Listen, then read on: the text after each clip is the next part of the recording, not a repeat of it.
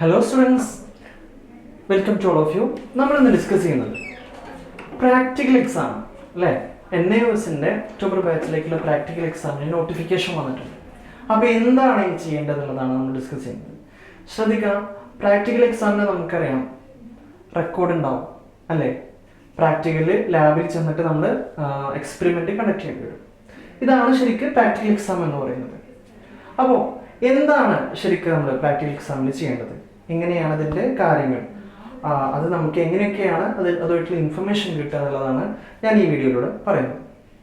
നമ്മൾ ആദ്യം ചെയ്യേണ്ടത് പ്രാക്ടിക്കൽ എക്സാമിൻ്റെ എന്താണ് ഹാൾ ടിക്കറ്റ് ഡൗൺലോഡ് ചെയ്യുന്നതാണ്. പ്രാക്ടിക്കൽ എക്സാമിന് ഹാൾ ടിക്കറ്റ് ഉണ്ടാവും. പ്രധാനമായിട്ടും പ്രാക്ടിക്കൽ എക്സാം ഉണ്ടാവുന്നത് മുൻ വർഷങ്ങളിൽ പോലെ തന്നെ 10ാം ക്ലാസ്സിലുള്ള സയൻസ് ആൻഡ് ടെക്നോളജി, മാത്തമാറ്റിക്സ്, അതുപോലെ തന്നെ +2 സയൻസിൻ്റെ ഫിസിക്സ്, കെമിസ്ട്രി, ബയോളജി ഈ വിഷയങ്ങൾക്കാണ് സാധാരണ രീതിയിൽ എന്താണ് പ്രാക്ടിക്കൽ എക്സാം ഉണ്ടാവുന്നത്.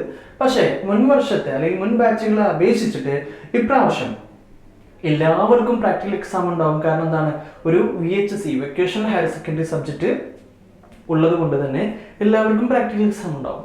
സോ എങ്ങനെയാണ് നമ്മൾ പ്രാക്ടിക്കൽ എക്സാമിന് വേണ്ടി പ്രിപ്പയർ ചെയ്യേണ്ടതെന്നുള്ളതാണ് ഡിസ്കസ് ചെയ്യുന്നത്. സോ ഫസ്റ്റ് തിങ് എന്ന് പറയുന്നത്, നമ്മൾ ഹാൾ ടിക്കറ്റ് കിട്ടിക്കഴിഞ്ഞാൽ നമ്മൾ ഏതാണോ നമുക്ക് അലോക്കേറ്റ് ചെയ്തിട്ടുള്ള സ്റ്റഡി സെൻറ്റർ എന്നുള്ളത് നമ്മൾ അറിയുന്നു.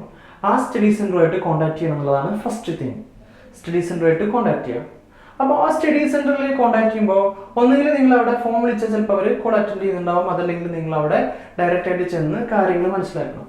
ഇൻ കേസ് അവർ പറയുകയാണ്, മീൻസ് ഇൻ കേസ് ഇതല്ല നിങ്ങളുടെ സ്റ്റഡി സെൻറ്റർ എന്ന് പറഞ്ഞാൽ തീർച്ചയായിട്ടും നിങ്ങൾ അതിൻ്റെ റീജിയണൽ ഓഫീസിലേക്ക് വിളിച്ചിട്ട്, അതായത് എറണാകുളത്തുള്ള അതിൻ്റെ റീജിയണൽ ഓഫീസിലേക്ക് വിളിച്ചിട്ട് തന്നെ നിങ്ങൾ കാര്യങ്ങൾ ഡിസ്കസ് ചെയ്യുകയും നിങ്ങളുടെ സ്റ്റഡി സെൻറ്റർ ഏതാണെന്നുള്ളത് ഉറപ്പുവരുത്തുകയും വേണം. സാധാരണ രീതിയിൽ 99.9% എന്താണ് നമ്മുടെ ഹാൾ ടിക്കറ്റിലുള്ള അതേ സെൻറ്റർ തന്നെ ആയിരിക്കും ഉണ്ടാവുക. ഇൻ കേസ് മറ്റെന്തെങ്കിലും ഇൻഫർമേഷൻ്റെ അപാകത മൂലം ചിലപ്പോൾ അങ്ങനെയുള്ളൊരു റെസ്പോൺസ് കിട്ടിയിട്ടുണ്ടെങ്കിൽ ചെയ്യേണ്ടതാണ് ഈ ഒരു കാര്യം. രണ്ടാമത്, അവരുടെ കോണ്ടാക്ട് ക്ലാസ് എന്നാണെന്നുള്ളത് അറിയണം. കോണ്ടാക്ട് ക്ലാസ് എന്നാണെന്ന് അറിയണം, ലാബിൻ്റെ എക്സാം എന്നാണെന്ന് അറിയണം, റെക്കോർഡ് എങ്ങനെയാണ് പ്രിപ്പയർ ചെയ്യേണ്ടത് എന്നുള്ളത് ചോദിച്ച് മനസ്സിലാക്കുകയും വേണം.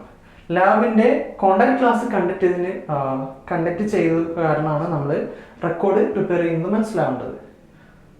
അതായത് ലാബിൻ്റെ കണ്ടക്ട്, അതായത് PCP എന്ന് പറയും. എന്താണ് PCP എന്നുള്ളത് നമ്മൾ അടുത്ത ക്ലാസ്സിൽ ഡിസ്കസ് ചെയ്യുന്നതാണ്, അല്ലെങ്കിൽ അടുത്ത വീഡിയോസിൽ ഡിസ്കസ് ചെയ്യും. അപ്പോൾ ഒരു PCP ക്ലാസ് എന്ന് പറയുന്ന സംഭവം ഉണ്ടാവും. അതിൽ ഈ ലാബിനെ കുറിച്ചും അതേപോലെ തന്നെ റെക്കോർഡിനെ കുറിച്ചും ഡിസ്കസ് ചെയ്യുന്നുണ്ടാവും. അപ്പോൾ തീർച്ചയായിട്ടും നിങ്ങൾ എന്താണ് ആ ക്ലാസ് അറ്റൻഡ് ചെയ്യണം. ആ ക്ലാസ്സിൻ്റെ ഡേറ്റും കാര്യങ്ങളൊക്കെ നിങ്ങൾ മനസ്സിലാക്കിയിട്ട് ആ ഡേറ്റിനെ അവിടെ ചെന്നത് അറ്റൻഡ് ചെയ്ത് റെക്കോർഡ് സബ്മിഷൻ കംപ്ലീറ്റ് ചെയ്യണം. ഈ റെക്കോർഡ് നിങ്ങൾ കൊണ്ടുപോകേണ്ടത് പ്രാക്ടിക്കൽ എക്സാമിൻ്റെ സമയത്താണ്. ശ്രദ്ധിക്കുക, പ്രാക്ടിക്കൽ പൊതുവെ എല്ലാവരും പാസ്സാവാറുള്ളതാണ്, വളരെ എളുപ്പത്തിലാണ് അതിൻ്റെ കാര്യങ്ങളൊക്കെ. പക്ഷെ അതിൻ്റെ പ്രൊസീജിയർ മാത്രം ഇത്തിരി ബുദ്ധിമുട്ടാണെന്ന് മാത്രം. നിർബന്ധമായിട്ടും നമ്മൾ ആ പ്രാക്ടിക്കൽ എക്സാം അറ്റൻഡ് ചെയ്താൽ മാത്രമേ പാസ്സാവുള്ളൂ, അല്ലാത്ത പക്ഷം നമ്മളൊക്കെ ഫെയിൽ ആയി പോകും. അപ്പോൾ ആ ഒരു കാര്യം നമ്മൾ വളരെയധികം ശ്രദ്ധിക്കേണ്ടതാണ് കേട്ടോ. അപ്പോൾ മനസ്സിലായല്ലോ, പ്രാക്ടിക്കൽ എക്സാം എന്ന് പറയുന്നത് നിങ്ങളുടെ സ്റ്റഡി സെൻറ്ററുമായിട്ട് കോൺടാക്ട് ചെയ്യാനുള്ള പ്രോസസ്സ്. തീർച്ചയായിട്ടും നിങ്ങൾ എന്തെങ്കിലും അതുമായിട്ട് ബന്ധപ്പെട്ട് നിങ്ങൾക്ക് സംശയം ഉണ്ടെങ്കിൽ നിങ്ങൾക്ക് ഫ്യൂച്ചർ പ്ലസ് അക്കാഡമിയായിട്ട് കോൺടാക്ട് ചെയ്യാം. താഴെ ഡിസ്ക്രിപ്ഷൻ ബോക്സിൽ നമ്മുടെ നമ്പർ കൊടുത്തിട്ടുണ്ട്. Thank you.